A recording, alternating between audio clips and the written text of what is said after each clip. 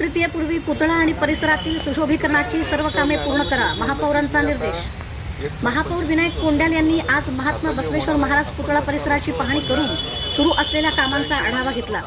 चबुतरा बांधकाम व पुतळा उभारणीचे काम समाधानकारक असल्याची माहिती अधिकाऱ्यांकडून घेण्यात आली।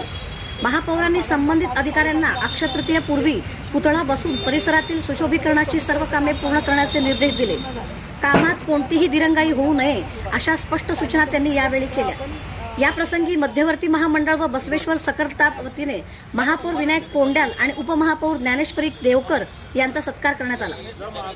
महात्मा बसवेश्वर महाराजांचे विचार समाजासाठी मार्गदर्शक असल्याचे सांगत पुतळा उभारणी व सुशोभीकरणासाठी निधी कमी पडू देणार नाही अशी ग्वाही महापौरांनी दिली। कार्यक्रमास नगरसेवक अक्षय अंजिखाने यांच्यासह अधिकारी व बसवप्रेमी मोठ्या संख्येने उपस्थित होते। परिसरातील नागरिकांनी काम लवकर पूर्ण करण्याची अपेक्षा व्यक्त केली। परिसराची पाहणी केली असता अखंड महाराष्ट्राचे म्हणा किंवा देशाचे आपले श्रद्धास्थान असलेले असे आमचे बसवेश्वर महाराज यांच्या रिन्यूएशनचं या ठिकाणी काम प्रगतीपथावर चालू आहे।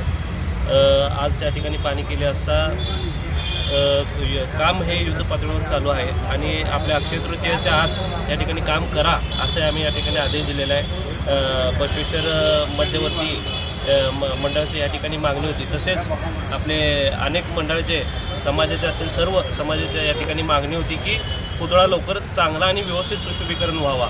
आज या ठिकाणी पाठपुरावा करत असलेले आमचे नगरसेवक मित्र अक्षय अंजिखाने साहेब असतील, जगदीश पाटील साहेब असतील, तसेच आमचे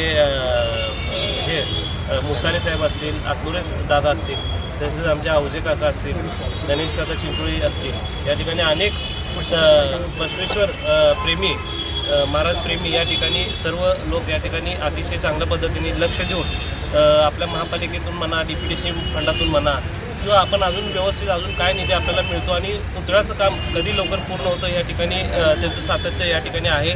आणि निश्चित या ठिकाणी एक सांगू इच्छितो की पुतळ्यासाठी रिन्यूएशनसाठी कुठलाही फंड किंवा निधी कमी पडणार नाही या ठिकाणी असं शब्द देतो।